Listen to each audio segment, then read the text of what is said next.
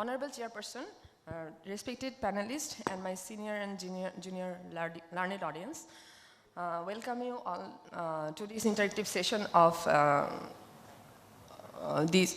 session and I especially thanks to the respected teachers for arranging such a nice gathering so that we can gather, share, and also upgrade our knowledge. My topic is patient selection of coronary angiogram, why it is necessary. Purpose of coronary angiogram is to define the coronary anatomy, to determine presence and extension of obstructive coronary artery disease, and to assess the feasibility and appropriateness of revascularization, whether by PCI or surgery. Then indications of coronary angiogram, essentially if there is known or suspected coronary artery disease, high risk asymptomatic patients, history of previous myocardial infarction, PCI, CABG, or with ischemic findings on resting or exercise ECG. And some clinical conditions like stable angina, unstable angina, post-revascularization ischemia, primary PCI as a treatment for STEMI, pre and post-surgery, patient with valvular disease and congenital heart disease. In case of STEMI, immediate coronary angiogram done and this is class 1 recommendation. And also in patients with severe heart failure and cardiogenic shock, immediate angiography should be done. And this is class 1 indication, and if moderate to large area of myocardium at risk and failed thrombolysis, then coronary angiography is also an option, and this is class 2A recommendation. And after fibrinolysis, successful fibrinolysis, coronary angiogram as a part of pharmacoinvasive therapy can be done 3 to 24 hours after, also in hemodynamically stable patients with STEMI. This is class 2 indications. In case in primary, when the coronary angiogram done as primary PCI, it is done within 12 hours of symptoms and it is better than fibrinolysis. And when ejection fraction less than 35%, also with chronic heart failure, then if the patient has suitable for intervention, coronary angiogram is an option. And also in any emergency patients like acute heart failure or cardiogenic shock complicating SCS, acute heart failure and cardiogenic shock associated with STEMI or non-ST should be done immediately coronary angiogram. When patients with known or suspected coronary artery disease, currently asymptomatic or stable, the patient should undergo coronary angiogram if despite on medical therapy, having symptoms CCS class 3 or 4, having high risk criteria of non-invasive testing regardless of anginal severity, and patients with survivors of cardiac arrest or having sustained VT more than 30, monomorphic VT more than 30 seconds, and also non-sustained polymorphic VT that is less than 30 seconds. In case of non-ST elevation MI, there are some 3 groups of patients. Immediate invasive should be done within 2 hours if the patient has having high risk, very high risk features like shock, refractory arrhythmia, heart failure, then mechanical complications, recurrent dynamic STT changes. And if the patient has high risk features, then should be done within 24 hours, and intermediate risk, that is within 72 hours, should be done in patients with diabetes mellitus, renal insufficiency, reduced ejection fractions, and also the Gray score. In unstable angina, similarly, high or intermediate risk with adverse outcomes patients, refractory to initial medical therapy or recurrent symptoms after initial stabilization should done on coronary angiogram.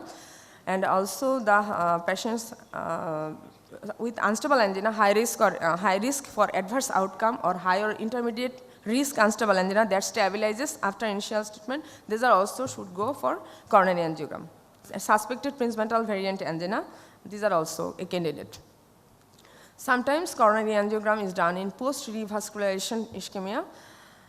Class 1 indications are suspected abrupt closure or subacute stent thrombosis after PCI, and also recurrent angina or high risk criteria or non-invasive evaluations. Then repeat revascularization, early postoperative ischemia and graft failure patient following post-CABG should be done in case if there is any symptoms or symptoms of ischemia, suggestive of perioperative MI, ischemic ECG changes, new significant wall motion abnormalities and hemodynamic instability, and sometimes late graft failure or disease progressions, coronary angiogram is an indication. Some valvular disease like before surgery, valve surgery or balloon valvotomy, if the patient having symptoms of ischemic heart disease, or sometimes substantial age limit or having multiple risk factors, and should go for coronary angiogram. And infective endocarditis patients also should go for coronary angiogram if there is any evidence of coronary embolization. Some congenital heart disease patients, if there is any symptoms of ischemic heart disease, should go for angiogram. And also some conditions congenital associated with some coronary anomalies like coronary artery stenosis, arteriovenous fistula or anomalous origin should go for angiogram. And also patients, some of the congenital heart disease, there is some coronary artery anomalies like tetralogy of Fallers, and some unexplained cardiac arrest patients in young patient also should go for angiogram. In chronic heart failure patients, if there is symptoms of angina and also evidence of reversible ischemia, should go for angiogram. And before cardiac transplantation, and also some surgical correction like ventricular aneurysm and mechanical compression should go for angiogram. Some other conditions where we also can undergo coronary angiography, some aortic disease like dissecting aortic aneurysms or aneurysm of the coronary, aneurysm with known coronary artery disease.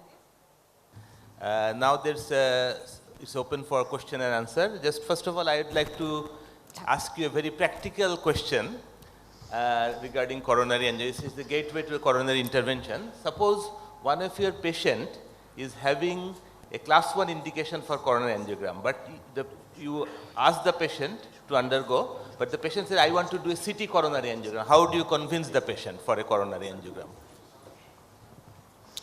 We face this dilemma very often in our daily life. Patient wants a CT angiogram and you are advising an invasive coronary angiogram. Actually, then we have to, at first we must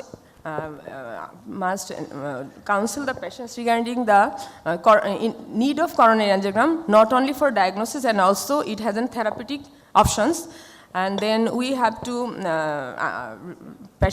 we have to discuss with the patients regarding CT angiogram needs more, although it is non-invasive, but it needs more dye, and also if there is some false positive or false negative, then we cannot go for,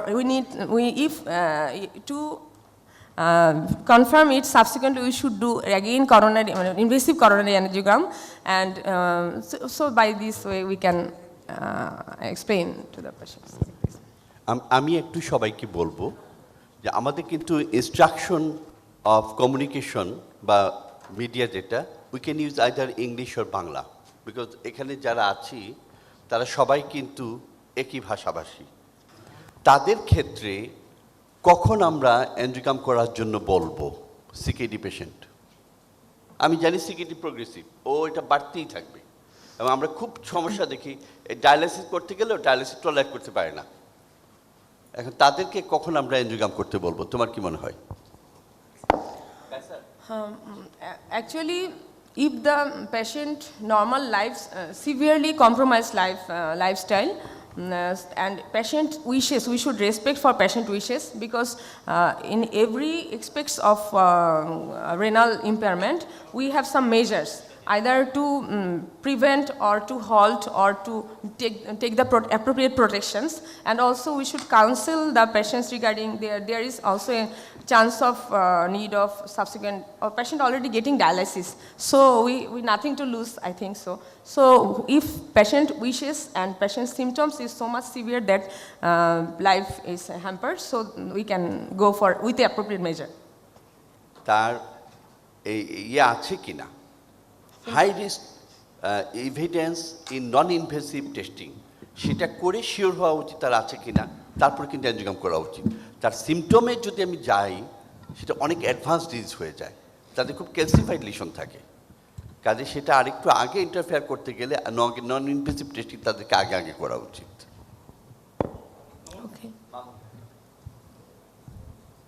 Two questions from you. First question, is there any guideline for indication of CT angiography when we do suggest CT angiography for a patient? And second question is, you have mentioned many indication when to do coronary angiography, but I want to know what are the absolute contraindication for coronary angiography and what are the relative contraindication for coronary angiography? Thank you. Actually, there is no absolute contraindications of coronary angiogram, but some relative contraindications. First one is coagulopathy, then active medical illness, uncontrolled hypertension, patient uncompensated heart failure.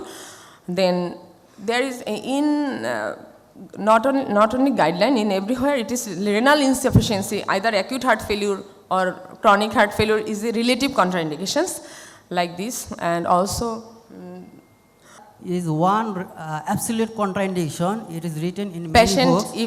if not Patient not does not wishes. give consent, Okay, then you definitely. cannot do coronary angiogram. Yeah. This is the only contraindication. Mamun আমার একটা question, ধরো পেশেন্টের ছেলেমেয়েরা চাচ্ছে তার করতেই হবে, কিন্তু পেশেন্ট চাচ্ছে না, সেখানে আমরা কি করা উচিত? তোমার কি মনে হয়? এটা কিন্তু আমরা প্রায়ই দেখি, তাই না? এটা আমার জাজমেন্টে মনে হয় আমি করব না, কারণ লাইফ আমি হচ্ছে আমি পেশেন্ট। কিন্তু পেশেন্ট টেবিল থেকে নামাই দিছি, পেশেন্ট বলছে আমি করব না, ছেলেমেয়েরা চাচ্ছেন করলাম, বলছি যে না, তোমার বাবার কনসেন্ট ছাড়া আমি করতে রাজি না। ইয়ে মনে হয় কি সবাই মিলে কি? অনলি মানে ডক্টর ওয়াদুদ ইজ মানে খুব ভ্যালিড কোয়েশ্চেন এটা। রুগী যদি মেন্টালি যদি সে ক্যাপেবল হয় to give a valid decision, এই ক্ষেত্রে করা যাবে তার নেক্সট অফ কিনের ডাইরেক্টিভ অনুযায়ী, অথবা পেশেন্ট যদি মাইনর হয়, 18 বছরের নিচে যদি হয়, এই দুইটা আইনগত দিক আছে। এই ক্ষেত্রে আমরা পেশেন্টের কনসেন্ট ছাড়া করতে পারি, বাকি ক্ষেত্রে আমাদেরকে অবশ্যই পেশেন্টের কনসেন্ট নিতে হবে। সিটি এনজিওগ্রামটা ও মানে স্কেপ করে গেছে, সেজন্য আমি একটু বলতে চাই যে আসলে সিটি করোনারি এনজিওগ্রাম যেখানে প্রবাবিলিটি করোনারি আর্টারি ডিজিজ হওয়ার সম্ভাবনা লো অথবা ইন্টারমিডিয়েট, সেই ক্ষেত্রে সিটি এনজিওগ্রাম প্রেফারেবল, কারণ সিটি এনজিওগ্রামের নেগেটিভ প্রেডিক্টিভ ভ্যালু হাই। সেজন্য যাদের করোনারি আর্টারি একদম ক্লাস 3 ইন্ডিকেশন, যে যদি সিএডি হওয়ার সম্ভাবনা পসিবিলিটি 85%-এর উপরে থাকে, সেই রুগীকে আর সিটি এনজিওগ্রাম করার জন্য অ্যাডভাইস করা হয় না। তো সিম্পলি লো এবং ইন্টারমিডিয়েট যে সমস্ত প্রবাবিলিটি আছে, যে ক্ষেত্রে আমরা ধরেই নিতে পারবো যে তার সিটি এনজিওগ্রাম নর্মাল হবে, শুধু স্ক্রিনিং পারপাসে সিমটম অ্যানালাইসিস করার জন্য সিটি এনজিওগ্রাম অ্যাডভাইস করা যায়। আর স্টাবলিশড অথবা যেখানে সিএডি থাকবে সেক্ষেত্রে নয়। ছোট্ট এক্সপিরিয়েন্স বলি, গতকালকের কথা। এক পেশেন্ট 3 বছর আগে সিঙ্গাপুরে সিটি এনজিওগ্রাম করেছে, তার ক্রিটিক্যাল লিশন আছে, ট্রিপল ভেসেল। আমরা যে আপনি কিছু করেন নাই কেন? বলে আমার খুব রাগ উঠছে। হ্যাঁ, ওরা বুঝছে আমার করোনারি ডিজিজ আছে, তা আমাকে সিটি এনজিওগ্রাম করার পরে বলে আবার এনজিওগ্রাম করতে, তা আমরা প্রথমে এনজিওগ্রাম করলেই পারতো, কেন আমার সিটি এনজিওগ্রাম করে আমার এতগুলো পয়সা খরচ করছে? খুব ভ্যালিড কোশ্চেন। আমি যদি হাই প্রবাবিলিটি মনে করি, আমি তাহলে সিটি এনজিও কেন করতে বলবো? আর যদি মনে করি লো প্রবাবিলিটি ওষুধই খেতে হবে, তাহলে আমার শুধু দেখানো দরকার যে তার সিগনিফিকেন্ট লিশন নাই, তার জন্য city angiogram most preferable.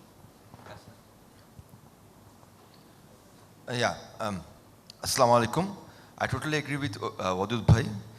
And প্রথম কথা হলো যেটা উনি বললেন যে কনসেন্ট ছাড়া কেস করা যাবে কি না।